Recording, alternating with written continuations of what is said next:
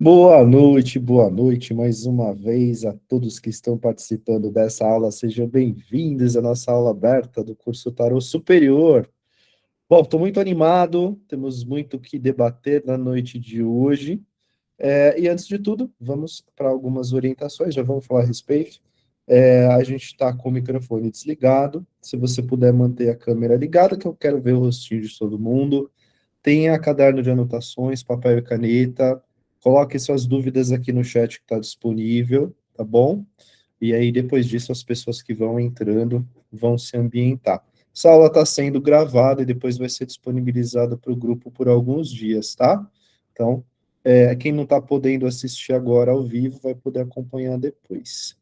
Então, vamos lá. Para quem ainda não me conhece, antes de tudo, temos regras da casa. Então, câmera ligada, microfone desligado, a aula será disponibilizada, papel e caneta, dúvidas coloque no chat.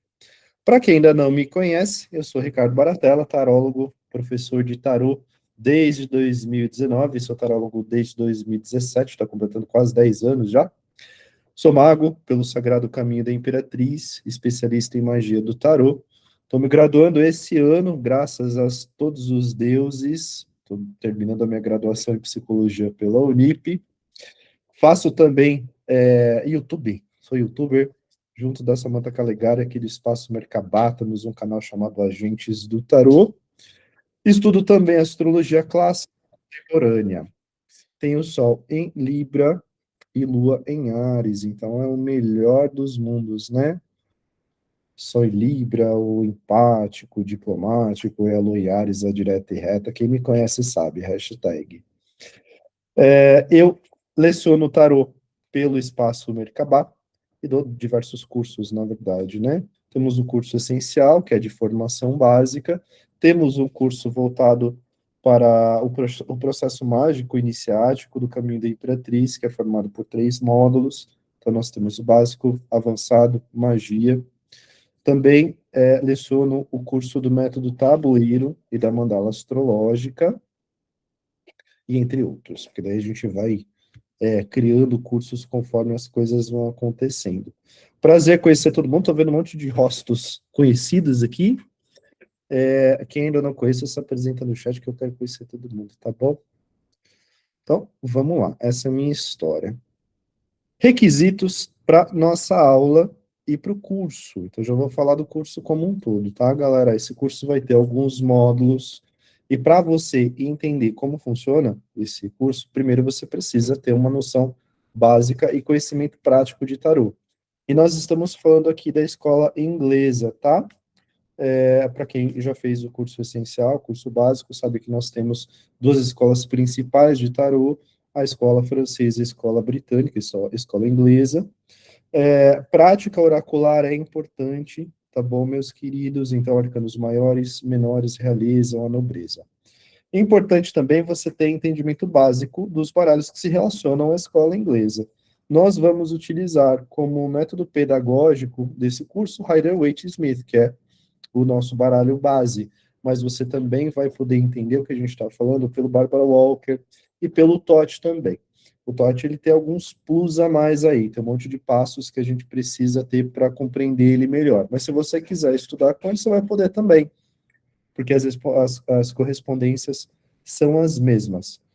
Para você fazer esse curso, e quem já estudou comigo sabe como é que eu funciono também, porque eu sou rigoroso, né? Então, disciplina, muito importante, comprometimento, mais ainda vontade de aprender, muito mais, né? A gente está trabalhando desde a pandemia, a questão do online, que é um baita de um desafio, né? As pessoas às vezes perdem o prumo, a gente compra o curso, depois não faz. Não quero isso. Eu não quero o dinheiro simplesmente pelo dinheiro. Eu quero ter uma turma que seja bacana. Então, se você for se inscrever, leva isso em consideração. Separa um espaço na agenda para participar da aula, colabora nos grupos, que é isso que vai fazer as coisas acontecerem, né? Todo bom instrutor propõe. Para que a aula aconteça de verdade, seja exponencial, isso vai depender do andamento do grupo, vai depender das perguntas que forem trazidas, das dúvidas, dos insights, das percepções, das críticas, inclusive me critiquem, que eu não tenho problema nenhum com isso. Então, vamos lá. Esse é o conteúdo programático do curso Tarô Superior. Isso vai depender também da necessidade do grupo, tá bom, queridos?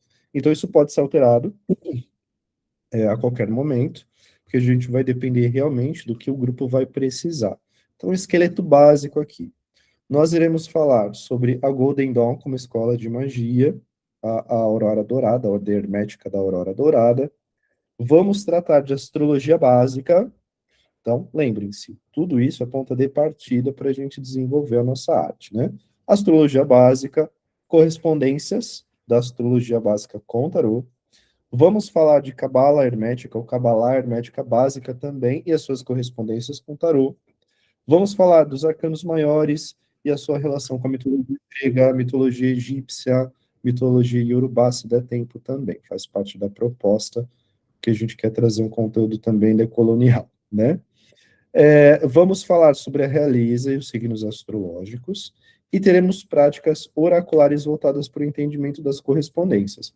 Então, tem uma parte bastante acadêmica, muito instrutiva desse curso, e nós teremos práticas voltadas para entender como que funciona, né? Hoje em dia, a gente tem muitos cursos voltados para o que a Golden Dawn preconiza, leciona e tal. O que eu vejo que a gente precisa ainda entender melhor, como agregar uma correspondência numa leitura, por exemplo, né? Não faz sentido a gente ter entendimento de tudo que funciona e todas as correspondências que existem numa carta de tarot sem criar coesão. Você sabe muito bem, para quem, mais uma vez, hashtag para quem lhe conhece sabe, que a gente tenta fazer o possível para expandir mais, preservando a estrutura do arcano e criando uma linha de pensamento que faça sentido, tanto para você quanto para o seu consulente, tá?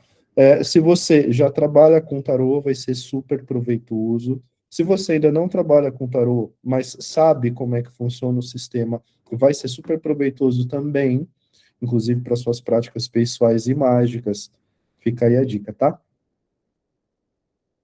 Maravilha.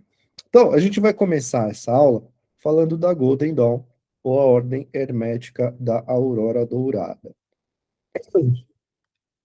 É só começar a aula que dá uma rouquidão, uma beleza, né? Pegar, só um minutinho.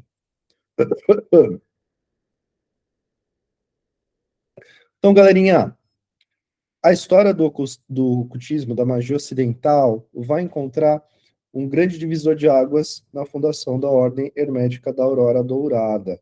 Ela vai surgir lá na Inglaterra, na Grã-Bretanha, e ela não foi uma organização sendo meramente e puramente uma sociedade secreta, mas sim uma influente ordem, sociedade hermética do século XIX. A gente está falando aí do final de 1800, 1888, 1889, né? E nós temos na Golden Dawn uma grande ordem e vertente egrégora de magia, cujo sistema de ensinamento ritualística mudou muitas das formas subsequentes que a gente entende da magia hoje. Vamos usar de exemplo a Wicca. Alguém aqui conhece a Wicca? A prática da deusa, as práticas lunares, os atames, as taças, veio daí, veio da Golden Dawn. Então, quando a gente está falando de magia ocidental é da Inglaterra para cá, da Europa para cá. Muita coisa, se não tudo, claro que não tudo, né? Porque nunca tudo é totalizante, mas muito do que se entende por magia hoje veio daí. E hoje existem muitos acadêmicos que fazem uma série de críticas a respeito da Golden Dawn. Essas críticas são todas sempre válidas, porque sempre vai existir uma margem de erro, né? Vai existir uma interpretação errônea. Independente disso, galera, aí a origem. A gente sempre pode respeitar a origem fazendo críticas. Isso é muito saudável e recomendável, inclusive, né? E a Golden Dawn surgiu então como um catalisador intelectual e ela sintetizou correntes que são dispersas de espiritualidade ou prática mágica. Então nós temos aqui de exemplo a Kabbalah, nesse caso a Kabbalah hermética, existem algumas vertentes da própria Kabbalah. Nós temos a alquimia, a astrologia e a magia cerimonial, tudo isso sendo condensado em um currículo, uma ordem estruturada acadêmica em graus, em lições, em passos, com base na árvore da vida, justamente para que a pessoa pudesse, de alguma forma, alcançar poder, né, e acesso espiritual. Todo mundo que está na magia ou na espiritualidade, independente de vertente religiosa, de alguma forma busca poder. E não é problema nenhum a gente buscar poder, né? A gente quer ter poder. Qual é o problema? Como você utiliza desse poder? De que forma você usa e para quê? Então, você pode ter poder desde influenciar a sua própria vida, como influenciar a vida dos outros, tá? Mas você influencia de que forma? Você influencia atacando bomba, através de uma ordem, ou você influencia pregando a paz, pregando a saúde, pregando a prosperidade? Tudo isso é poder, né? E na espiritualidade não existe negativo e positivo. Existe o ônus e o bônus do que a gente faz, né? Por toda ordem que se preze de magia vai falar sobre isso. Então, o que que a Golden Dawn fez? Tem um monte de conhecimento aí do mundo. Como eu consigo agregar isso e criar uma relação que faça sentido para a minha prática, tá? Vamos avançar. Então, a Golden Dawn, ou Ordem Hermética da Aurora Dourada, surgiu em 1888 como uma resposta ao materialismo científico da época. O cenário era marcado pela influência da teosofia e da maçonaria Rosa Cruz, buscando resgatar tradições herméticas e um ambiente espiritual efervescente, né? Tinha muita coisa acontecendo naquela época. Tinha a teosofia da Blavatsky, a maçonaria que já existe há séculos, né? Então já existia de alguma forma um movimento místico, um movimento mágico que estava começando a transparecer cada vez mais. E aí vamos pensar no seguinte: qual é o contexto daquela época? Grã-Bretanha, homens brancos ricos, muitas vezes cis heteronormativo, querendo ou não. São as pessoas que têm mais poder, inclusive ainda hoje, né? Então tava lá os caras fumando charuto e comendo fish and chips na Grã-Bretanha, e falar, o que que a gente pode fazer? Tô entediado. Vamos criar uma ordem de magia? Ai, não sei mais como é que eu posso influenciar a vida do povo, né? Como é que eu posso ter mais poder? É busca de poder, tá? E aí a base doutrinária da ordem reside em algo chamado manuscritos cifrados, que são documentos encontrados com a suposta autoria de Tritêmios. Tritêmios foi um abade magista vivido lá no final do século XV para o século XVI, e ele teria sido mestre de Agripa, Cornélios Agripa. É um grande magista que tem livros difundidos até hoje. Então, se você quiser estudar magia, você pode começar daí, por exemplo. E amigo de Paracelso, que era outro cara, era um alquimista muito grande, era um magista extremamente conhecido até hoje, né? E aí eles encontraram, supostamente, esses manuscritos, esses documentos, que detalhavam rituais e graus iniciáticos. Então, a origem desses documentos é controversa. Tudo que é mágico, espiritual, religioso é controverso. Vou mais um golinho de água.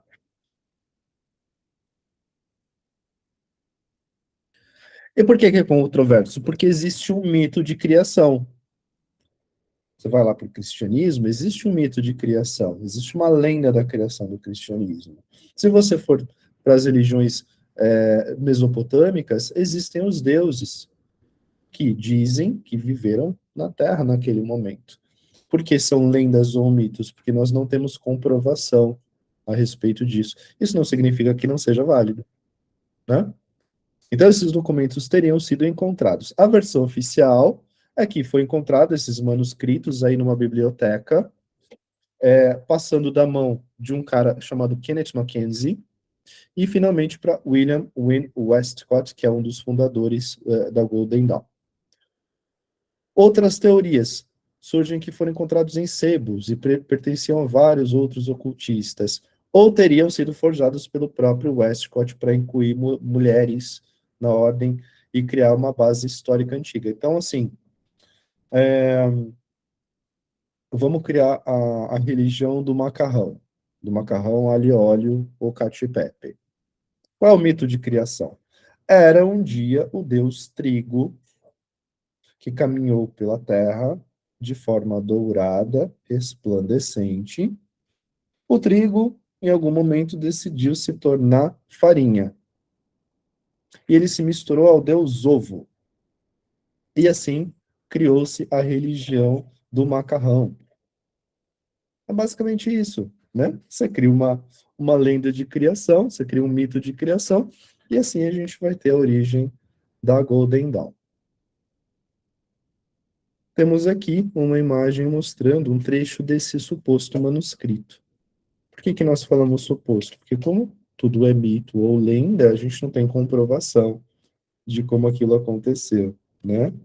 Mas diz que está aí nos manuscritos de Tritêmios, esse Abade e Magista. Para legitimar, então, a criação da Ordem Dourada, Westcott, que foi um dos fundadores, alegou ter autorização da Anna Sprengel, que era uma suposta mestre alemã de uma ordem secreta. Ou seja, tinha uma ordem de magia lá na Alemanha, que tinha posse desses documentos e deu autorização para que a ordem fosse criada. Mas não existem provas da existência dela. Então a gente está falando aqui de um momento realmente assim muito difuso, né? Por outro lado, fica aí a reflexão, que nós temos muitas mulheres na magia. Onde elas são citadas? Quando elas são citadas? Eu tendo a crer que existe uma mulher que deu origem a isso, porque é natural pensar na fundação de uma mulher e um homem para alguma coisa, né?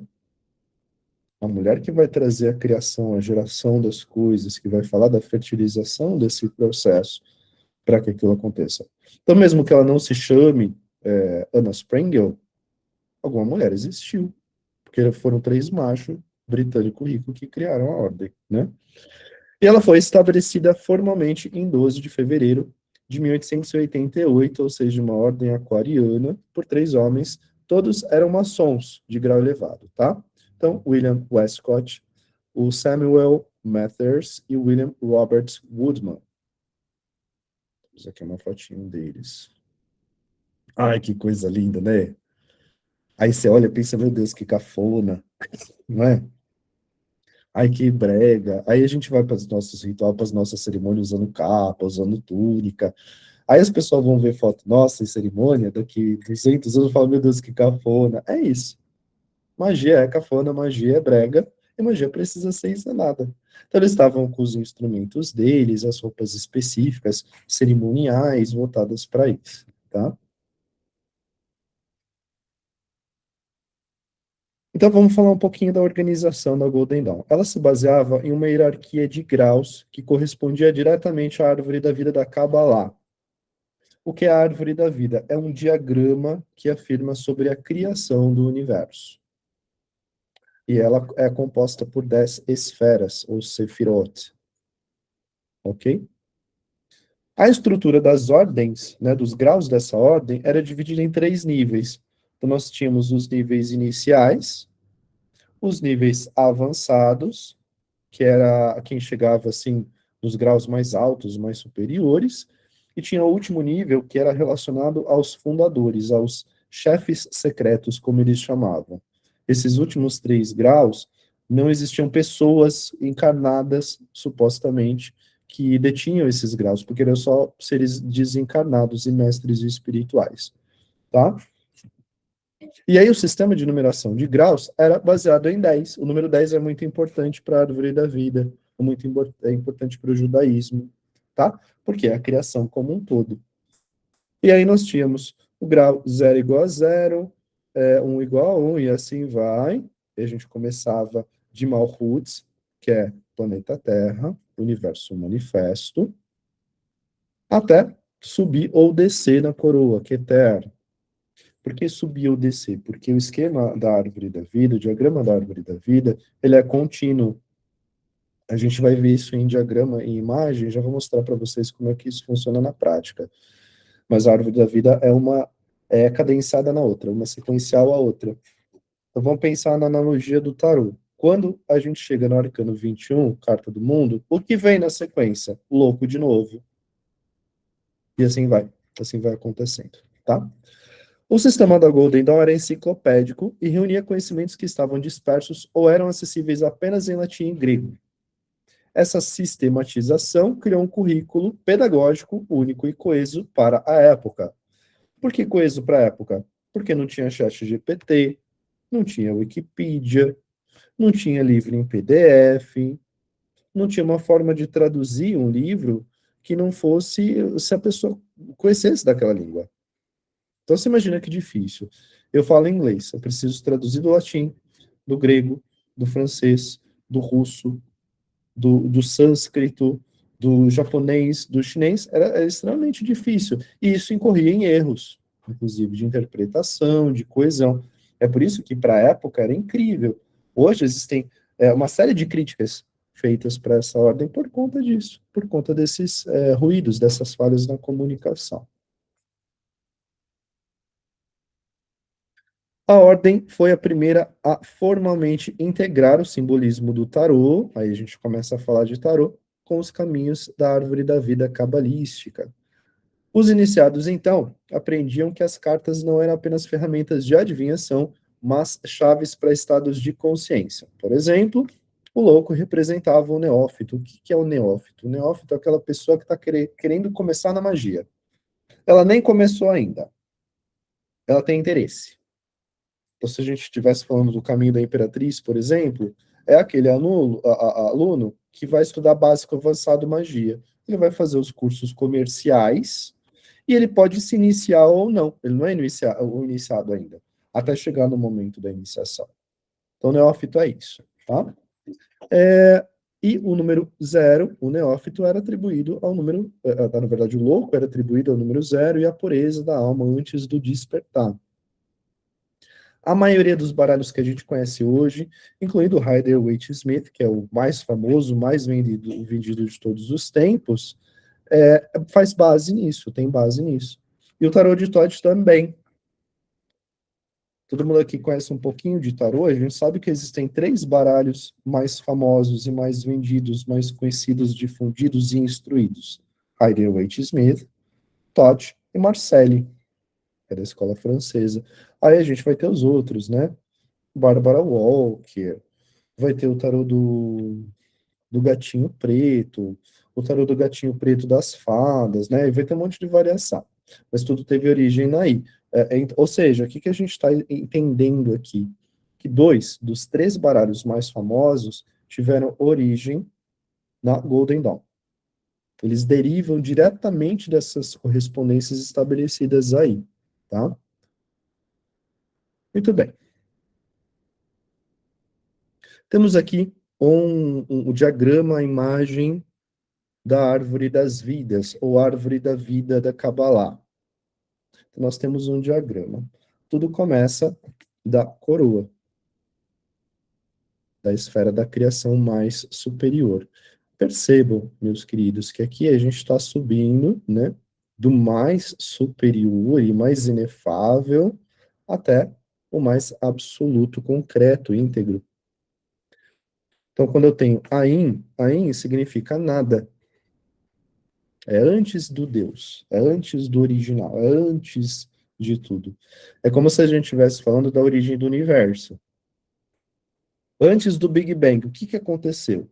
A teoria dos cientistas diz que tinha uma partícula de matéria infinitamente pequena e infinitamente densa, pesada, que explodiu. Então, aqui, né, quando a gente está mostrando essa imagem, eu teria no Ein e no Ein Sof, o nada ilimitado, a origem do universo. O nada e o todo ao mesmo tempo. Depois nós temos Ein Sof Aur, que é a luz do nada ilimitado. Então aqui surge a luz, né? Vejam lá da Bíblia, se fez a luz, que se faça a luz. E depois disso, nós temos a origem desse universo. Essas bolinhas que a gente está vendo aqui, cada uma representa uma dimensão, tá? Uma, imagina que a gente tem uma torre de 10 taças, uma em cima da outra. Aí eu apareço lá com uma garrafa de champanhe. Eu começo da primeira taça. Quem é o Ein Sof, o Ein Sof Aur? Sou eu, como pessoa que está segurando aquela garrafa na frente das taças. A partir do momento que eu começo a despejar esse líquido nas taças, eu vou começar da coroa de Keter, que é a origem de tudo, que é o divino mais superior e cognoscível de alguma forma. Não que isso seja cognoscível, tá? Porque existem limites aí do entendimento do conhecimento humano. Mas nós temos na coroa o mais superior. Existem relações, inclusive, desse diagrama com o corpo humano, tá? Então pensa, o que está mais superior da gente? A cabeça. Por isso que nós temos a coroa. Beleza. Depois disso, nós temos Binah e Hokmah, sabedoria e entendimento. Então, a taça encheu, a primeira taça, começa a despejar para as outras, certo? E aqui nós temos o mundo da emanação, o mundo de Atzilut, ou do elemento fogo. Na verdade, esse diagrama ele se multiplica em 4, tá? Porque nós temos os 4 mundos da criação, os 4 elementos naturais: ar, água, fogo e terra. Isso faz parte também do universo da Kabbalah. Mas a gente não vai falar sobre isso agora, só para entender que isso não se encerra por aí, tá? Então temos o mundo do entendimento, o mundo da sabedoria, o mundo do conhecimento, que é a esfera oculta de Da'at. Depois, 3 esferas abaixo: Hesed, Geburah e Tiferet. Essas palavras, obviamente, são palavras em hebraico, né? E elas significam tal coisa. Então, Hesed, compaixão; Geburah, força ou poder; Tiferet, beleza. E nós temos nessas 3 esferas, nesses 3 mundos, o mundo da criação. O mundo do elemento ar, por exemplo. Ok? Tá dando para acompanhar, gente? Estou falando muito rápido. Dá um joinha aí, compartilha, dá like. Coloca nos comentários se você tiver alguma dúvida, tá? E temos cores correspondentes também a essas esferas, tá, galerinha? Então, essas cores vão fazer sentido. Depois disso, nós temos 3 esferas também: Hod, Netzah e Esod, que significam vitória, glória e fundação.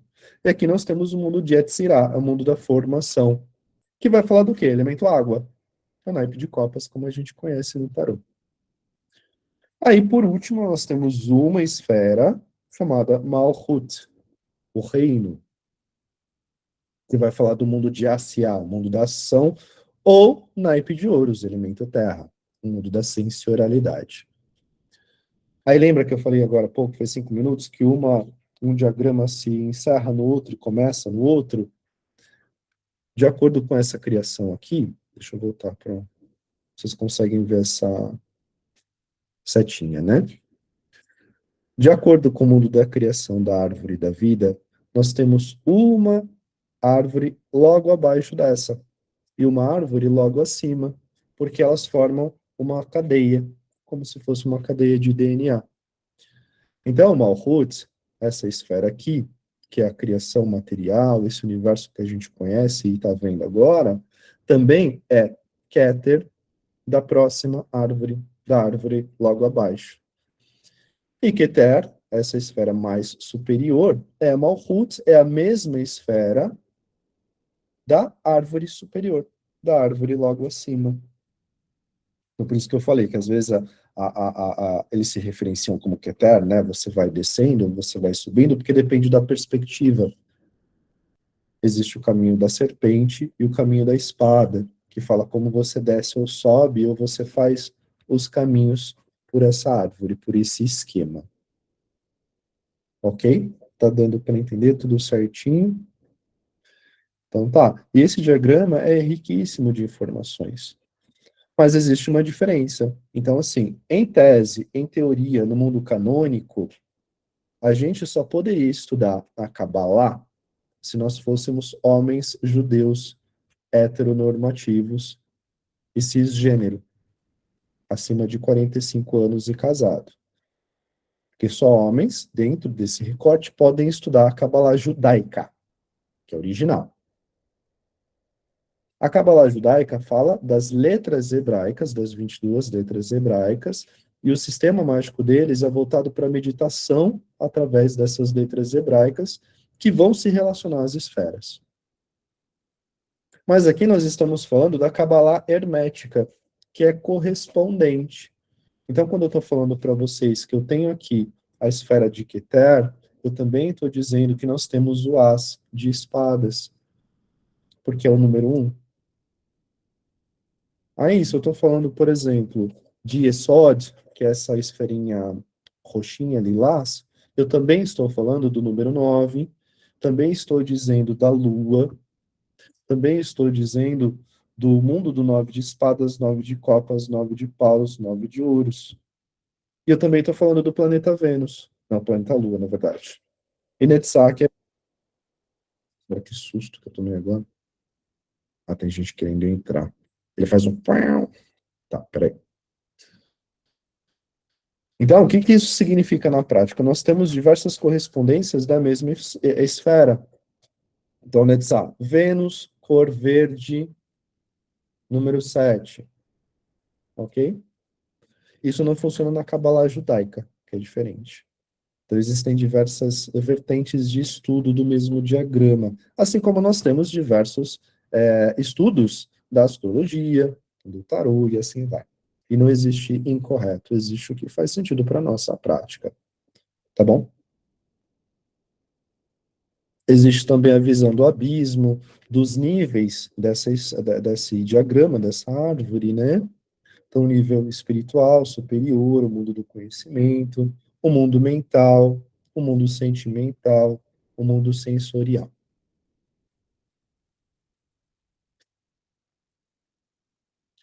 Aí a gente segue para falar da Golden Dawn, né? Porque um dos ensinamentos mais avançados da segunda ordem, que era o nível avançado, né, de acordo com o entendimento deles, falava também do sistema de magia angélica relacionado a John Dee no século XVII. Matters, que foi um dos fundadores, reformulou as tábuas enoquianas que serviam como torres de vigia de quadrantes elementares. Então, para quem, por exemplo, faz parte do caminho da Imperatriz, existe uma relação aí, né? Temos quadrantes, temos as direções, temos os elementos, as correspondências são outras, mas aqui, porque a gente precisa sistematizar para que a magia faça de alguma forma sentido. E o sistema de magia enoquiana é um sistema totalmente diferente, que o fundador colocou na ordem de forma correlacional e correspondente também. E aí os rituais de abertura das torres de vigia eram usados para purificar espaço e invocar guardiões protetores, uma técnica que tornaria base para o círculo mágico na Wicca moderna. Olha que curioso. Nós temos Gerald Gardner aí como um dos fundadores da Wicca, que era conhecido do Crowley, inclusive. Eles se relacionavam, tá?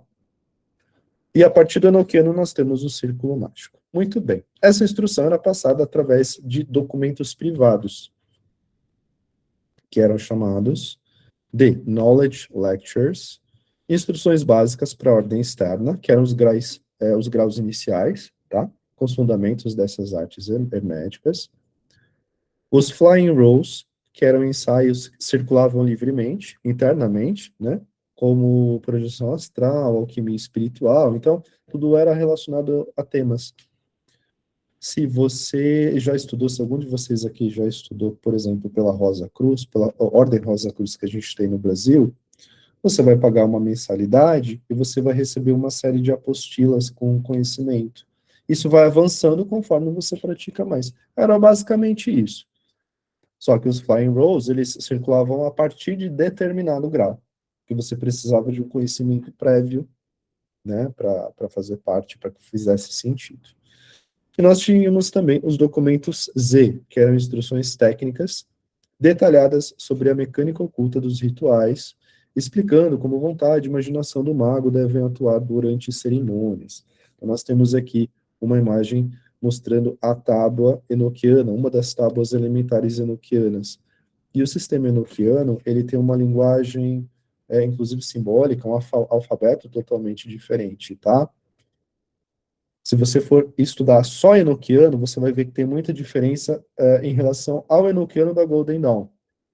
O que isso significa na prática? Eles não sabiam relacionar tudo, tem muita coisa que não faz sentido para quem estuda o enoquiano de verdade, mas para eles, de alguma forma, isso funcionava, então a gente não está aqui para questionar a validade documental ou essas coisas, tá? Muito bem. A Golden Dawn, então, encontrou seu declínio e cisão com a saída de Westcott em 1897. Perceba, foi fundada em 1888. 97, 9 anos depois, o cara já tinha saído. Porque qual é o problema do ser humano? A gente não tem paciência, né? E o problema de toda a ordem de magia é o que? É o ser humano. O problema é a solução ao mesmo tempo, né? Porque não existe magia sem o ser humano, pelo menos no planeta Terra. Então, teve uma treta aí, teve um monte de problema, e surgiram, inclusive, escândalos que foram expostos com foco na ordem, onde, então, alguns dos seus dissidentes fundaram ordens de magia com a mesma base. Nós temos aqui a Alpha e Ômega, fundada por MacGregor e Moina Matters. A MacGregor, que era um dos fundadores, né? Nós temos a Stella Matutina, fundada por Robert Felkin. A Holy Order of the Golden Dawn, fundada pelo Waite, que é o idealizador do nosso baralho. Perceba, nós temos a Hermetic Order of Golden Dawn, a Ordem Hermética da Aurora Dourada, e nós temos a Sagrada Ordem da Aurora Dourada, fundada pelo Waite, que veio depois. E a Astrum Argentum, fundada pelo Crowley, famoso, né, besta 66, Frater Perdurado. O legado da Aurora Dourada apenas foi perpetuado graças a Israel Regardie, que é um britânico aí que divulgou todos os arquivos. Então você imagina assim, né? Vamos pensar num caso hipotético. Vamos supor que todo mundo do nosso caminho de magia hoje resolve sair, dar uma treta geral assim. Aí um louco fala: putz, esse conhecimento é incrível, eu preciso perpetuar, não pode morrer com a gente. Aí o pessoal vai lá e divulga todas as anotações do sistema iniciático, de como funciona o nosso processo e tal, que é um grande estapafúrdio, né? Uma grande herese, na verdade. Mas ele fez. Ele fez e foi isso que perpetuou a ordem, ou pelo menos o conhecimento da Golden Dawn, como nós temos hoje. Então ele divulgou lá para 1937, ou seja, mais de 40 anos depois. Baita tempo depois. Então, graças a esse cara que nós estamos falando da aula hoje. Isso foi lançado através desse livro, que aqui no Brasil é vendido pela editora Madras, editora Dramas. Chama Aurora Dourada. É um calhamaço, tem muitos capítulos, uma quantidade infinita de páginas, acho que tem mais de 1.000 páginas, se não me engano, ou 700. Enfim, é enorme, porque era tudo daquela ordem, né? Algumas personalidades importantes que fizeram parte da Aurora Dourada. Waite, que era o idealizador do tarot Rider-Waite-Smith. A Pamela, que é a artista por detrás desse baralho. Aleister Crowley, fundador da Telema, idealizador do tarot de Thoth. A John Fortune, que é cofundadora de uma ordem chamada Fraternidade da Luz Interior.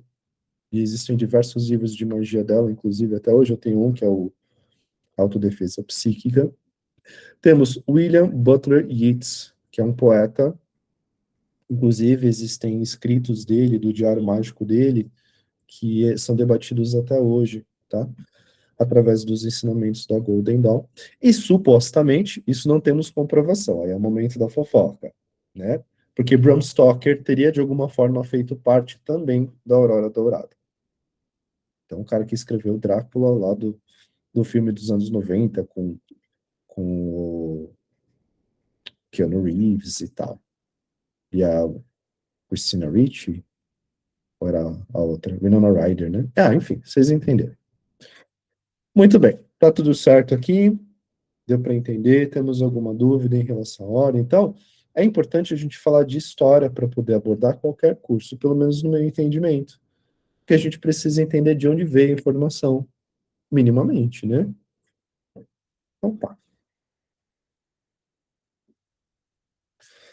Então, o que que a gente vai fazer agora?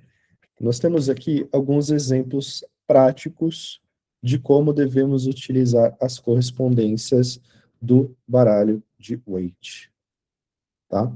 A gente vai falar isso exaustivamente durante o curso. Então, eu vou explicar para vocês durante o curso como se dá uma correspondência, de que forma ela funciona. Mas, como eu disse para vocês, a gente precisa saber agregar e ter exemplos práticos para que a sua leitura funcione. Então, todo mundo aqui, todo mundo que está pelo menos assistindo esse vídeo, já entende de tarô, mesmo que seja o mínimo. Se não todo mundo, na maior parte das pessoas que estão presentes, vai conseguir ler Nove de Ouros, que é o que? É o curso básico, ou curso essencial para quem já fez o meu curso, né? No básico, o que que você entende? Gente, vai lá na leitura de tarô mesmo, vai lá na leitura da imagem, vai entender depois o número 9, o naipe de ouros, o elemento e tal. Isso é o ponto de partida, o primeiro ponto, que vai ser muitas vezes suficiente, tá, gente? Então, eu não estou dizendo aqui que você não entende o suficiente. Eu estou dizendo que você pode entender mais e agregar a sua leitura. Você pode enriquecer a sua leitura a partir das informações. E aí, na nossa ordem de magia, a gente ouve muitas vezes que, assim, você pode ler uma carta de tarô por uma hora. Sim, você pode. E aqui temos exemplo disso, né? Que você pode ler Nove de Ouros sob uma perspectiva, sob outra perspectiva, positivo, negativo, a cor, o detalhe, a figura na carta, baralho X, baralho Y, baralho Z. Então, vamos entender como é que funciona esse curso na prática, que é uma colherzinha de mel para vocês entenderem, ok? Então, primeiro exemplo prático. Pergunta para o meu baralho de tarô. Meu projeto de carreira dará certo dentro dos próximos 3 meses? Aí eu tenho resposta 9 de ouros. Beleza, todo mundo já conhece a carta, né? Qual é a primeira camada? Aqui nós estamos falando da camada de uma cebola, né? Que tem diversas camadas até você chegar no centro. Primeiro ponto, você precisa entender o seguinte: precisa entender a correspondência. E você não precisa decorar. Você pode ir entendendo aos poucos, né? Então vamos começar de arcano, número e elemento. O que nós temos aqui? 9 de ouros, o número 9. O que é o número 9? O número 9 vai falar de encerramento de ciclo. Você está chegando na completude. É o número de contemplação, de estabilidade, de entendimento. É um número de completude. É um número que falta só mais um passo para você chegar no 10 no final da história, né? E aí nós temos o elemento terra, naipe de ouros. O que é elemento terra? Concretude também, estabilidade, solidez, materialidade, velocidade lenta. O elemento feminino, frio.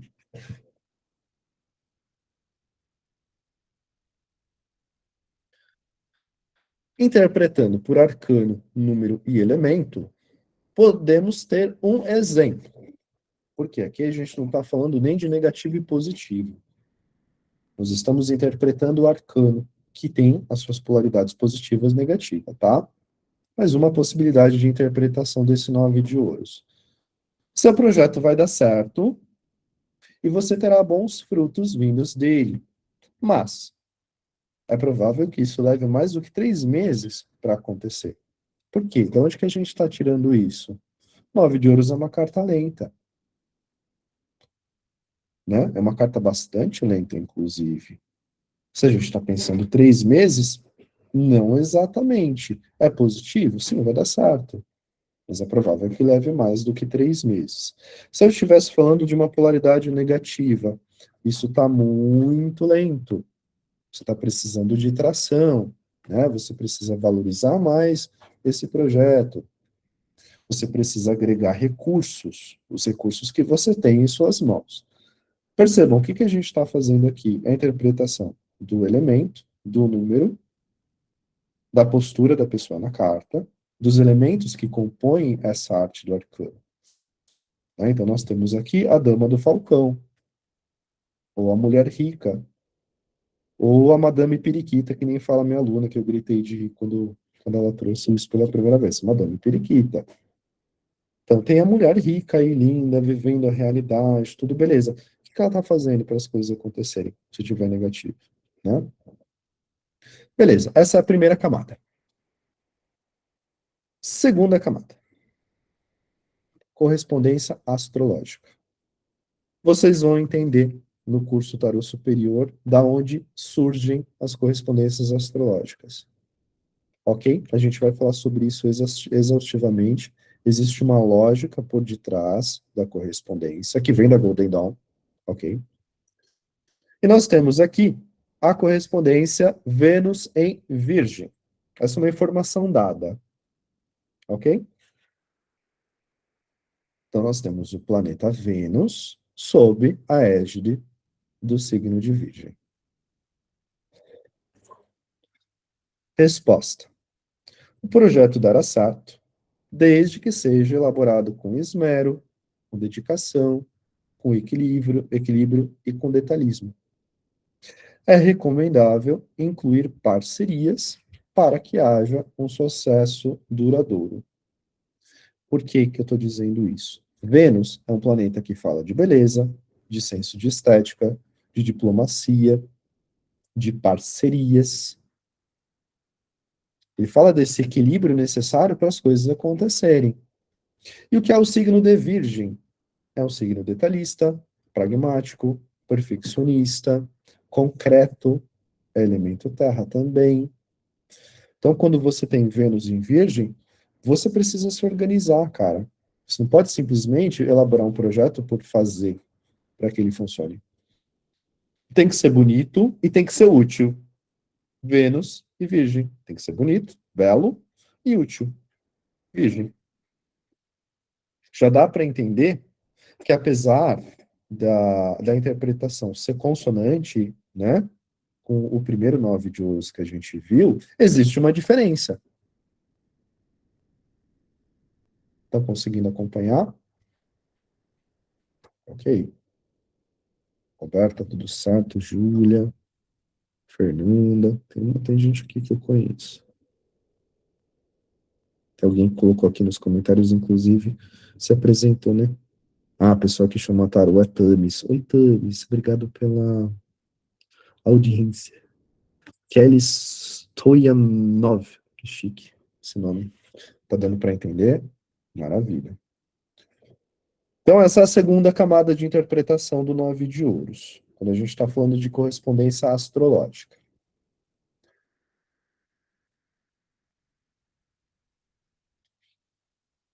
Terceira camada de interpretação, arcano relacionado à árvore da vida. Então, nós estamos falando do diagrama da Cabalá judaica hermética, na verdade, hermética, né? Onde nós temos a esfera de Yesod, que se traduz por fundamento, uma das traduções, no mundo, naipe de ouros, no mundo, elemento terra, que é o mundo da manifestação, mundo de Asiá. E na Kabbalah hermética, existe uma correspondência também astrológica com os planetas, tá? Então nós temos 9 Yesods, e a esfera de Yesod também é a Lua. Então não se torna mais Vênus. O que isso significa na prática? Vamos ler o textinho, depois a gente volta. Resposta. Ah, não é correspondência astrológica. Tá, vocês entenderam, né? Deixa eu voltar. Não, preciso ajustar isso porque eu não gosto de erro no meu slide. Arcano, árvore da vida. Bom, se eu tô falando de Vênus em Virgem, né, gente? Perfeccionismo é isso aí, é ao vivo que a gente faz. O projeto precisará de ajustes para finalmente nascer. Há de se levar em conta os processos criativos, intuitivos e emocionais. Caso isso seja aplicado, dará certo. Agora sim, vamos voltar. Por que nós estamos trazendo essa interpretação? Pelo diagrama da árvore da vida, tudo começa do astro, tudo começa da esfera de Keter, que é a coroa. Então, quando eu estou falando de um projeto, eu já tenho diversos passos que aconteceram até esse projeto chegar a uma possibilidade de nascimento. Só que nós temos em Yesod o fundamento, a lua, o mundo emocional, o mundo psíquico, o mundo dos sonhos, o mundo onde a geração está quase pronta. Eu tenho o bebê dentro do útero, só que ele não nasceu ainda. Ele precisa de mais um passo para nascer. Então, o que que eu aconselharia para essa pessoa, por exemplo? Putz, se você faz magia, vai trabalhar suas magias quando a lua estiver sobre um signo de terra. Ou, o que que você está sentindo em relação a esse projeto? Você está sentindo que vai dar certo? Porque é o mundo de Esod. É o mundo das projeções espirituais, inclusive. Tá? Porque depois é o passo número 10, é o passo Malhut, nasceu. E nós estamos falando do mundo da manifestação. Como você sente que isso vai se manifestar? O que você tem sonhado? Oniricamente mesmo. Então, aqui nós temos uma interpretação diferente também, mas aqui existe um conselho. Está falando, você precisa dar mais um passo, você precisa detalhar isso, você precisa colocar mais fundamentos para que esse projeto possa nascer. Entendido aqui? Tá tudo certo? Dá like, compartilha, coloca joinha.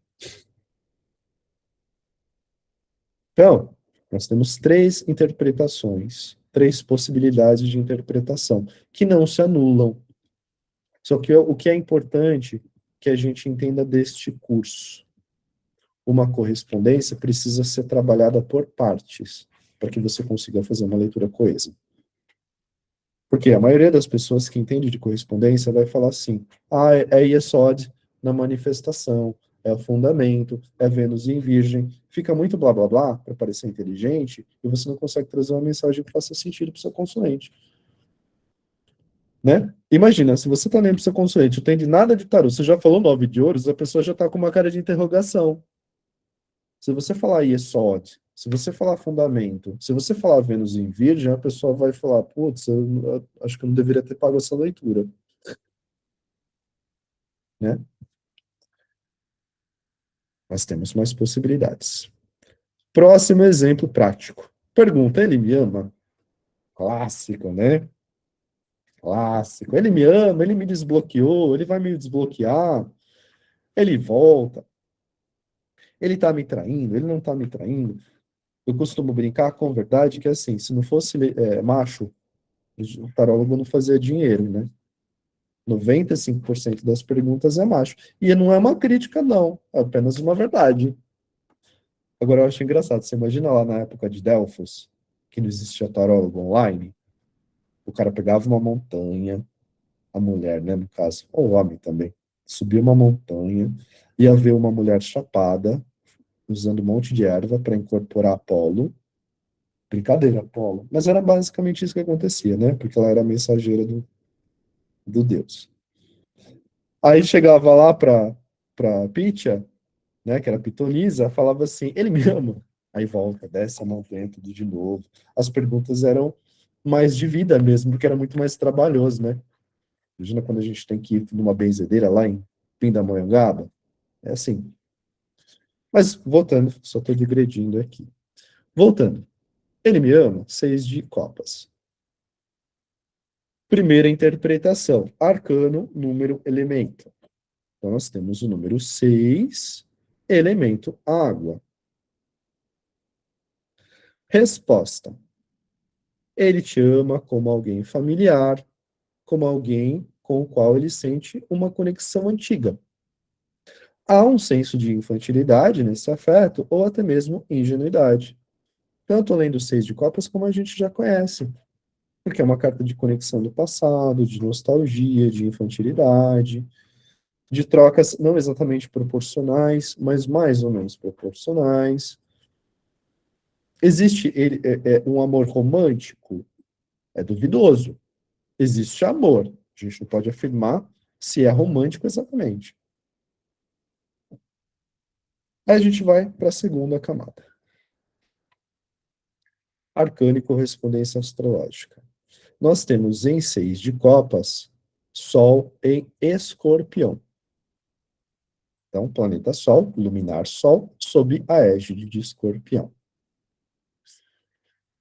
Resposta: ele te ama profundamente e entende que vocês dois são quase que a mesma pessoa.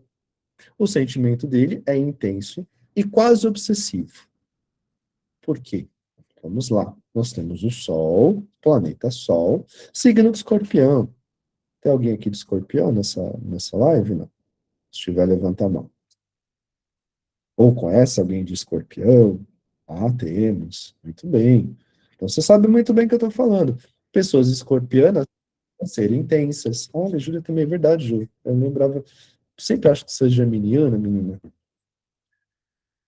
Escorpiano é intenso, né? Quando a gente vai para a interpretação contemporânea, é o quê? Ah, é a fusão, né? É aquela questão de fazer tudo muito profundamente, muito intensamente. Aí a gente vai para dois exemplos famosos, né? Que é Narcisa Tamborideg e Inês Brasil.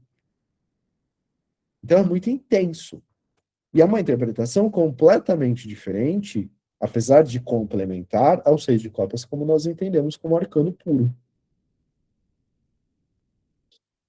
Então, sim, ama, é profundo, é intenso pra caramba. E isso pode ser até doentio se estiver numa tonalidade negativa, né?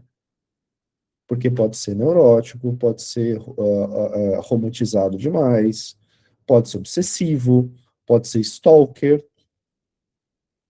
né? Aí você vai para o negativo na interpretação astrológica. Ama bastante, ama muito e está te perseguindo, por exemplo. Nossa, Roberto Escorpiana com ascendente escorpião, que maravilha. É, esses seis de copas aqui. Meus queridos, eu me debrucei bastante sobre esse estudo para poder pensar em dar um curso, né? E uma das grandes questões que ficava na minha cabeça era o seguinte, gente, o que que tem a ver seis de copas com o sol em escorpião? Se a gente for pela imagem, não vai ter nada a ver. Não tem a ver. E é por isso que a gente está fazendo uma leitura em camadas. Você vai fazer essa leitura em interpretações complementares e assumir um ponto de perspectiva. Porque você não pode ler, nesse caso, meramente pela imagem. 10 de espadas, por exemplo, que é a carta que todo mundo conhece como a ruína, como a morte, o fim de ciclo e tal, é Sol em Gêmeos. Significa Sol em Gêmeos na correspondência astrológica. O que pode até fazer sentido para algumas pessoas, mas não é a interpretação básica de Sol em Gêmeos. Que é o quê? A alegria, a perspicácia, a inteligência, a astúcia, né? É Chapolin Colorado, basicamente, são os gêmeos. O que tem a ver com a imagem 10 de espadas? Nada. Por isso que a gente tem que saber, assim, estou interpretando sob o viés da correspondência astrológica, para tirar mais interpretação, para tirar mais informação. Ah, mas como eu vou saber em que momento usar isso na minha leitura? Você vai falar para o seu consulente e vai perguntar, faz sentido? É assim, você constrói uma história narrativa, né? Então é importante entender isso, tá, galera? É muito importante, porque eu quebrei muito a cabeça para realmente compreender o que isso significava na prática. Não dá para ler só a correspondência astrológica. Sabe por que também não dá para fazer isso? Porque o arcano não é a correspondência astrológica. O arcano é o arcano. O seis de copas é seis de copas, que se relaciona a Sol em Escorpião. Mas não é Sol em Escorpião. Dá para entender isso? Né? Então, eu tenho uma vela aqui, certo? Que é uma fonte de luz, mas eu também tenho uma lâmpada, que são coisas totalmente diferentes. Me trazem luz as duas? Sim, elas se relacionam, elas se correspondem, mas não são a mesma coisa. Então, a partir do momento que você entender isso na sua leitura, você vai compreender realmente que assim, putz, aí funciona, tá? Vamos avançar. Muito bem. Próximo. Arcano, árvore da vida.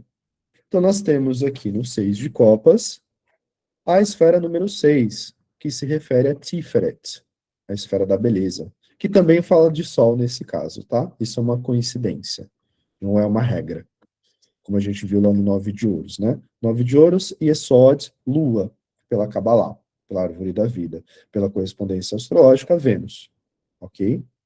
Então, aqui nesse caso, nós temos Sol também, mas é a esfera do Sol, que vai falar de beleza, de virtude, de orgulho, sobre o mundo de Yetzirah, o mundo da emanação, o mundo psíquico, o mundo onírico, o mundo naipe de copas. E nós temos um Sol de emanação aqui, nesse caso. Resposta.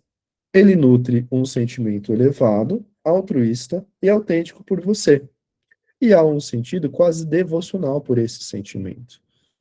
Tudo isso, galera, são recortes, tá? Não tem como a gente não fazer recortes numa aula. São opções de interpretação. Porque poderia, mais uma vez, ter o aspecto negativo dessa interpretação. O que é a esfera de Tiferet? É o eu. Mas é o meu eu superior. Eles chamam do eu crístico, né? Que vai falar da elevação do Cristo, não de Jesus Cristo, mas do Cristo como ser superior, elevado, iluminado. De acordo com alguns estudos cabalísticos, nós, como seres encarnados, a gente só chega no sentido de subir esse diagrama até Tiferet, como encarnados. Depois de Tiferet, depois do número 6, é só desencarnado, é só em outras dimensões, tá? Então, Tiferet é o altruísmo puro, é o sentimento elevado, é o eu exatamente iluminado, é a autenticidade. E isso fala de uma devoção, isso fala de uma autenticidade. Então, é como se fosse assim, putz, ele te coloca num pedestal, ele te ama muito, ele te vê como uma pessoa que tem muito a ver com ele, ok? Beleza? Então tá. Vamos seguir para mais um exemplo prático. 4 de paus. Pergunta: eu conseguirei quitar minhas dívidas até dezembro? Primeira camada, 4, fogo. Resposta: você conseguirá quitar suas dívidas até dezembro. É recomendável manter as estruturas do trabalho firmes, sem perder, mais uma correção, sem perder o senso de criatividade e movimento. Então, o número 4, né, o número de estabilidade, o número de construção, o número de integridade, é o planeta Terra, são os 4 elementos naturais, né? Ou seja, estamos falando dessas estruturas firmes, sem perder criatividade e movimento na naipe de paus. Então, estou falando assim, você consegue dar conta disso, desde que você tenha compromisso e mantenha a sua paixão, mantenha o seu entendimento de movimento em relação ao trabalho e aos recursos financeiros. Segunda camada de entendimento, correspondência astrológica, Vênus também, Vênus em Áries nesse caso. Interpretação. Para conseguir cumprir com esse objetivo, você deve colocar toda a sua energia de trabalho no agora.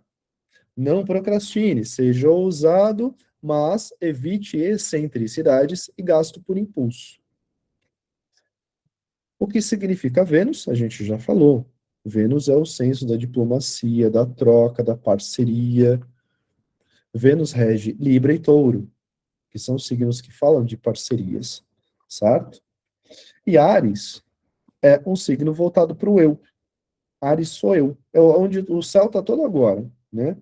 Hoje o céu astrológico está quase 100%, está muito voltado para Áries. É por isso que, inclusive, a gente tem essas questões de guerra estourando e tal. Existem muitas interpretações astrológicas para isso, né?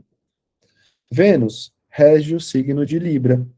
Quando Vênus está sob o signo de Libra, ela está domiciliada. É uma característica, tá? É uma qualidade essencial desse planeta, uma dignidade, ok? E Áries é o signo oposto a Libra pela astrologia. Isso a gente vai falar também no curso. Vou explicar o básico, a gente não precisa surtar, tá tudo bem. Mas na astrologia nós temos 6 eixos: Áries, Libra, Touro, Escorpião, Gêmeos, Sagitário, Câncer, Capricórnio, Leão, Aquário, Virgem, Peixes. Então perceba, eu tenho o eixo eu tenho o eixo Áries e Libra. Se a Vênus está aqui, sobre o signo de Libra, vocês estão vendo aqui na mãozinha? Se está aqui, signo de Libra, ela está domiciliada. O planeta oposto é Áries. Na verdade, o signo oposto é Áries. Quando a Vênus está no signo oposto ao domicílio, isso se chama exílio. É quando o planeta está exilado. E essa é uma característica não exatamente positiva do planeta. Mas não é necessariamente maléfica também, tá? Nós temos a queda, que é outra parada. Ele está exilado. Então ele não está confortável. Vênus não fica confortável quando está em Áries. Então ela está funcionando de uma forma um pouquinho complicada. Porque ela fala do nós, do todo, do grupo, do coletivo, e Ares quer eu. Então, se essa pessoa não trabalhar para realizar esse objetivo, tendo o entendimento de Ares, que é o impulso criativo, que é a energia do agora, que é a energia do não procrastine, ela vai perder energia e vai ter mais dificuldade de realizar esse objetivo. Dá para entender isso, tá? Estão conseguindo acompanhar? Eita, peraí que não. Ah, tá. Ou seja ousado, mas evite excentricidades e não gaste por impulso. Por que impulso? Porque Ares é impulso. Então, qual é o problema que pode ser diagnosticado, por exemplo, para essa pessoa? Você está com dívida porque você não sabe segurar o seu dinheiro. Ele entra, você vai lá e gasta, você compra na Shopee, compra no iFood todo dia. Precisa maneirar nesse impulso, ok? Última possibilidade de interpretação. Arcano, árvore da vida, nós temos a esfera de Hesed, misericórdia, amor e vontade, Sefirah, sob Atzilut, que é o mundo da emanação, o mundo do fogo.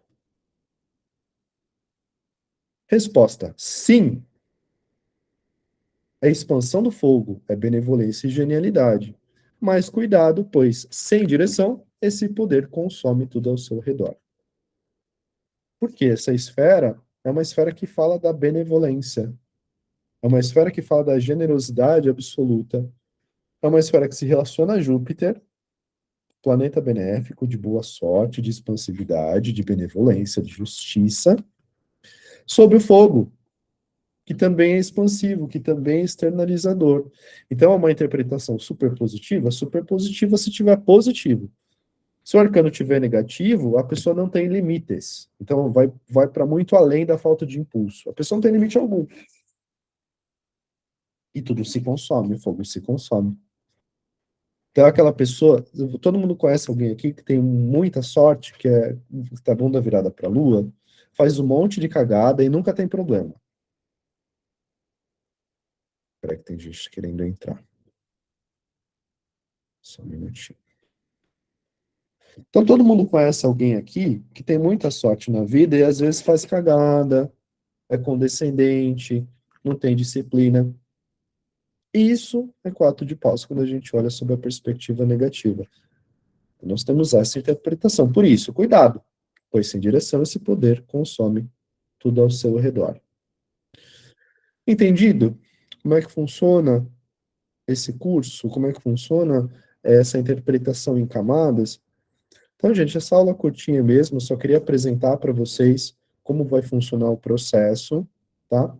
Vou trazer algumas mensagens aqui antes da gente encerrar.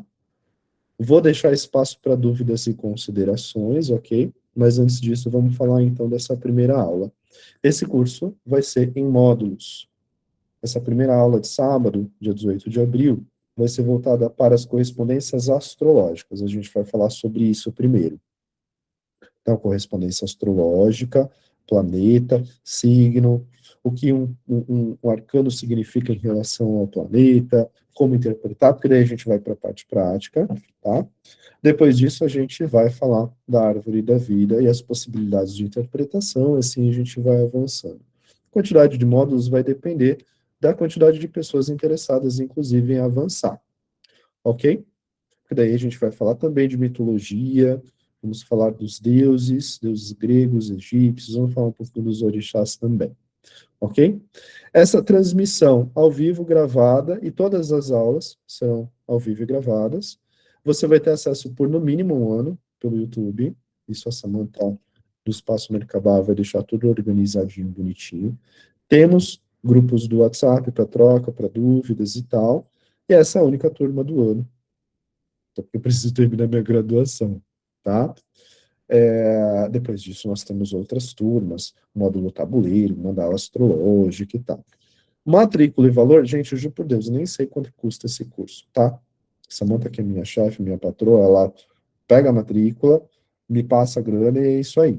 Então, não sei dizer quanto para vocês tá. Acredito que deva ser o mesmo valor praticado nos últimos anos, que é uns 300, 320 por módulo, aí dá para parcelar no cartão de crédito, no Pix. E aí, o que eu vou pedir para vocês? Manda WhatsApp, tá?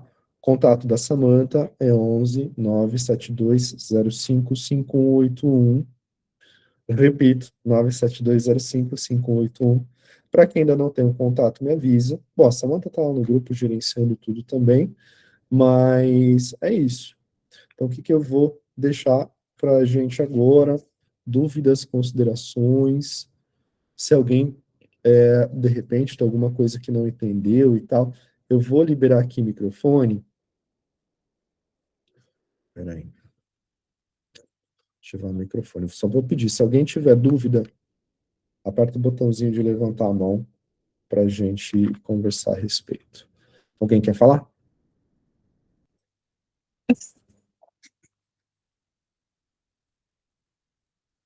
Então, Roberta, fala para a gente, como é que foi para você? Será que ela está ouvindo? Oi, querida. Ligação do microfone. Eu ativei? Ativei. Tá, espera.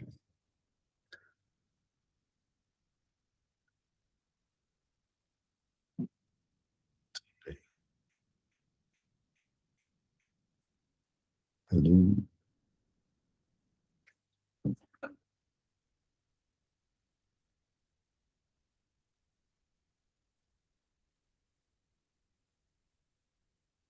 Não está ativado? Acho que estranho. Eu ativei aqui. Peraí, deixa eu tentar de novo. Eu desativei e ativei. Tenta agora de novo. Vê se vai.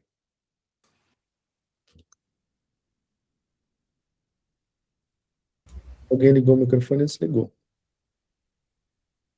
Questões Porque técnicas. mesmo que você tenha desativado, a pessoa tem que desativar o microfone dela.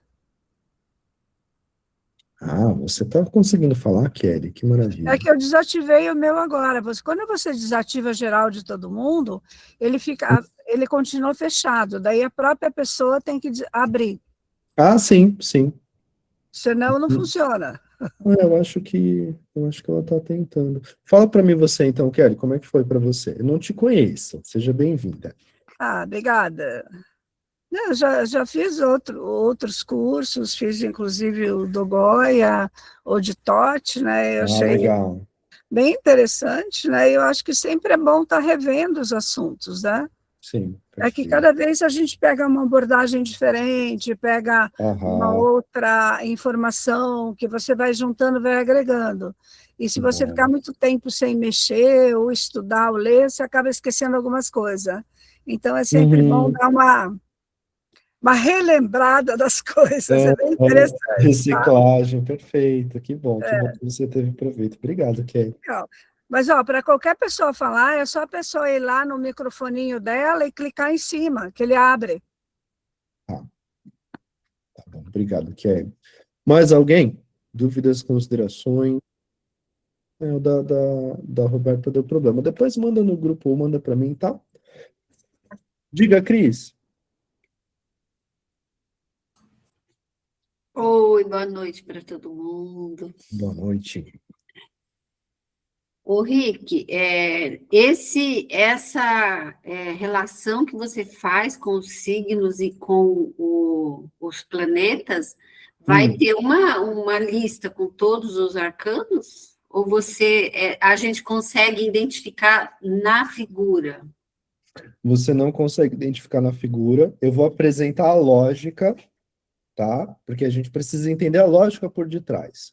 Vai ter uma lista? Vai, porque é um processo até a gente realmente assimilar, tá? Uhum, Mas eu vou apresentar a lógica de como funciona essa correspondência, porque isso vai pelas estações, tá? Isso aqui não é tão simples como a gente imagina. Começa das estações, lá da primavera no hemisfério norte e tal. Eu vou explicar como isso funciona, vou passar para vocês, aí a gente vai partir para o debate para jogo, tá? tá bom, obrigada. E como é que foi para você? Nossa, super interessante, né? Porque eu nunca tinha feito essa relação com os signos, e eu fiquei tentando, mas da onde que ele está tirando que é virgem aqui nessa carta? E Aham. fiquei Sim, tentando imaginar da onde que vem. Então, é muito interessante, né? Todas essas informações. E sim, é o que sim. você está falando, é uma leitura superior, né? Você não fica mais só no Vai ser até difícil você ler agora pensando, nossa, tem mais coisa atrás aqui que eu não sei. Sim, e sempre tem isso que é legal do tarô, né? Porque é tão exponencial que às vezes a gente precisa saber separar também, né? Mas é Sim, isso. Essas correspondências foram feitas, trazidas lá pela Golden Dawn. Existe a lógica da estrela dos magos, do planeta mais lento até o mais rápido. Então, isso é explicado durante o curso, tá? tá Quem bom. mais? Mais Obrigada. alguém? Obrigado, Cris. Mais alguém? Alguém mais? Alguém tem dúvidas?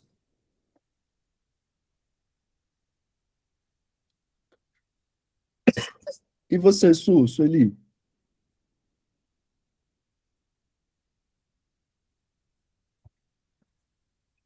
Chegou agora, né, amor? Tô colocando você aqui para exposição na Medina.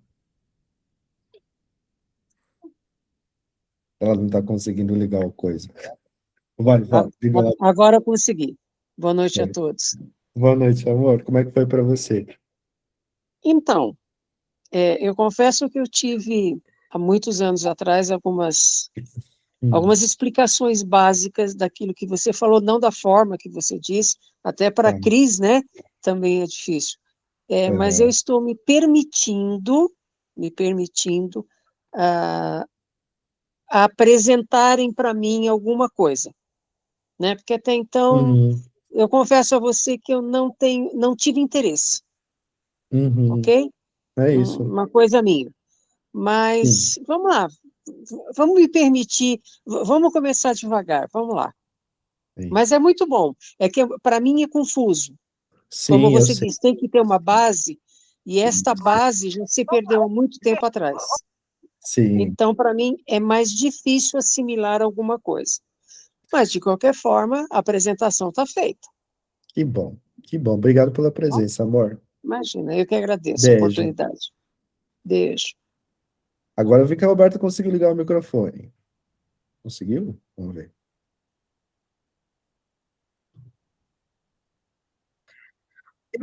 Tá me ouvindo, Rick? Tá um pouquinho de delay, mas agora eu tô.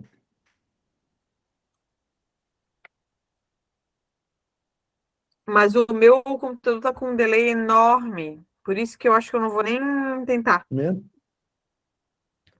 Tô vendo esse o Mercúrio não tá te ajudando hoje, né? Então tá bom, depois manda pra mim, fica tranquila. Não, o próximo Ah, então tá, combinado. Obrigado, viu, pela presença. Diga, Val. Tá desligado, amor?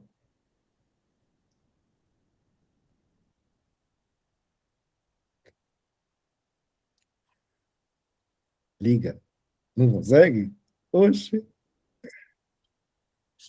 Quem está tentando silenciar vocês? Eu que não sou, porque está ativado aqui. Não, você tem que clicar em cima do microfoninho. Daí Ela ele não tá, liga. ela tá tentando, não tá conseguindo. É isso, beleza. Então tá bom, amores. Bom, é isso. Vou encerrar por aqui a nossa aula de hoje. Muito obrigado pela presença de todo mundo. É isso aí. A gente precisa realmente entender através das camadas, né, como é que funciona. Estou muito feliz em poder, mais uma vez, manter parceria com a SAM, com o Espaço Mercabá, que é o espaço do nosso coração, né? Sejam bem-vindos. Se vocês tiverem alguma dúvida em relação ao curso e tal, pode mandar mensagem para mim, tá? Depois disso, a Sam vai compilar esse vídeo, vai colocar no YouTube para vocês assistirem. Então, pode compartilhar com os amigos, tá bom? E obrigado, gente. Se cuidem. Boa semana, bom feriado. Beijão para todo mundo. Até mais.